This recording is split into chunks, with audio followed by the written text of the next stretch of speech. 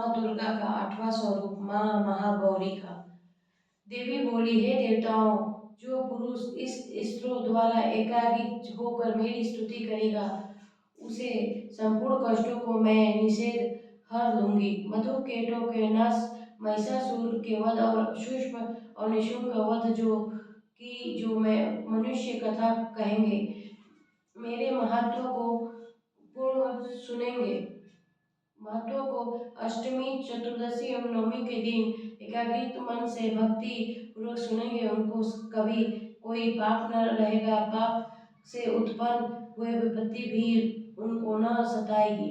उनके घर में दरिद्रता न होगी और उनके कोई प्रियजन को बिछोह ही होगा। उनको किसी प्रकार का भय न होगा। इसलिए प्रत्येक मनुष्य को भक्ति पूर्वक इस कल्याणकारक महत्व को सदा पढ़ना और सुनना चाहिए। मेरे यह महत्व महामारी से उत्पन्न हुई संपूर्ण उपद्रव को एक 3 प्रकार के उत्पातों से शांत कर देता है। जिस घर या मंदिर में या जिस स्थान पर मेरा सशस्त्र विधि पूर्वक पढ़ा जाता है, उस स्थान का मैं कभी भी त्याग नहीं करती और सदा ही मेरा निवास करती हूँ। बलिदान, पूजा, होम तथा महोत्सव मेरा यह चरित्र उच्चारण करना तथा सुनना चाहिए।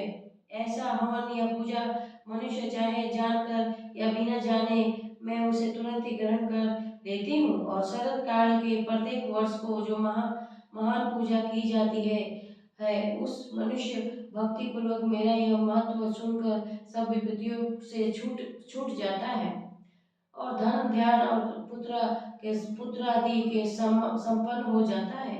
और मेरे यह महत्व कथाओं को इत्यादि को सुन मनुष्य शुद्ध निर्भर हो जाता है और महत्व के श्रवण करने वाले शत्रु नष्ट हो जाते हैं तथा कल्याण की प्राप्ति होती है और उनका कुल आनंदित हो जाता है। सब कष्ट शांत हो जाता है तथा भयंकर स्वप्न दिखाई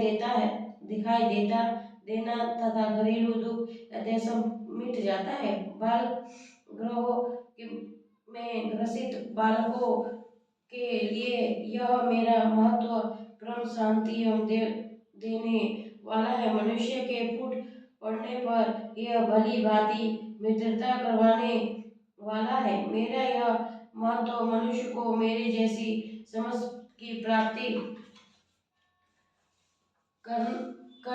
करने वाले हैं। पशु, पक्षी, पुष्प अर्थात धूप, गंध, दीप इत्यादि सामग्रियों द्वारा पूजन करने से ब्रह्मा को भोजन करा के हवन करके प्रतिदिन अभिषेक करके नाना प्रकार के भोग को अर्पण करें और प्रत्येक वर्ष दान इत्यादि करके जो मेरा आराधना की जाती है और उसे मैं जैसे प्रसन्न हो जाती हूँ, वैसे ही प्रसन्नता में इस चरित्र को सुनने से जो हो जाती हूँ। यह महत्व श्रवण करने पर पापों को हर लेता है तथा आरोग्य प्रदान करता है। मेरे प्रादुर्भाव की कीर्तन दुष्ट प्राणियों की रक्षा करने वाला, युद्ध में दुष्ट दैत्यों को सहन करने वाला, इसे सुनने से मनुष्य की शत्रुता का भय नहीं रहता।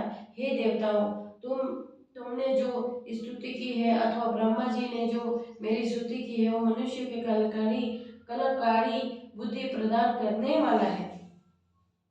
वन में सुने, मार्ग में अथवा दावा दल से घिरा जाने पर वो वन में चारों ओर घिरा हुआ या शत्रुओं द्वारा पकड़ा हुआ, जंगल में सिंहों से, बाघों से या जंगली हाथियों द्वारा पीछा किया हुआ, राजा के क्रोध हो जाने पर भी, मारे जाने पर, भयंकर समुद्र नाव डगमगाने पर, भयंकर युद्ध में फंसे होने पर भी किसी प्रकार का पीड़ा से पीड़ित हो, घोर बाधाओं से दुखी हुआ मनुष्य मेरे चरित्र का स्मरण करने से संकट से मुक्त हो जाता है। मेरे प्रभाव से सिंह, चोर या शत्रु इत्यादि दूर भाग जाते हैं और पाप पाप से नहीं आते। महिषा मेघ ने प्रचंड पराक्रमी वाली भगवती चंडिका को यूं यूं काने पे के पहचान सब देवताएं के देखते देखते अंतर्ध्यान हो गईं और संपूर्ण देवता अपने शत्रु को मारे जाने पर पहले की तरह यज्ञ भाग का उपयोग करने लगे और उनका अपना अधिकार फिर से प्राप्त हो गया तथा युद्ध के देवताओं को शत्रु सुष व निशुम के देवी के हाथों मारे जाने पर बाकी बचे हुए राक्षस पाताल को चल चले गए।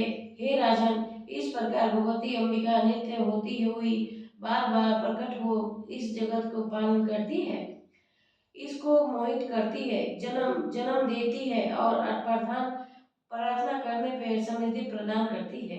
राजन, भगवती ही महाप्रलय के समय महामारी का रूप धारण करती है और वही संपूर्ण ब्रह्म को व्यक्त और वही भगवती के समय समय पर महाकाली महामारी योग का रूप बनाती है और स्वयं अजन्मा होती हुई भी सृष्टि के रूप से प्रकट होती है।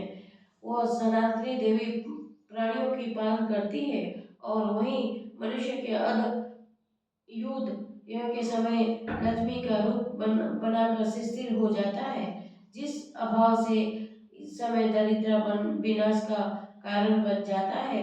पुष्प धूप और गंध आदि से पूजन करने से उनकी स्तुति करने से धन ध्यान पुत्र देती है और धर्म के सूक्ष्म बुद्धि प्राप्त करती है। बोलो माता रानी की जय।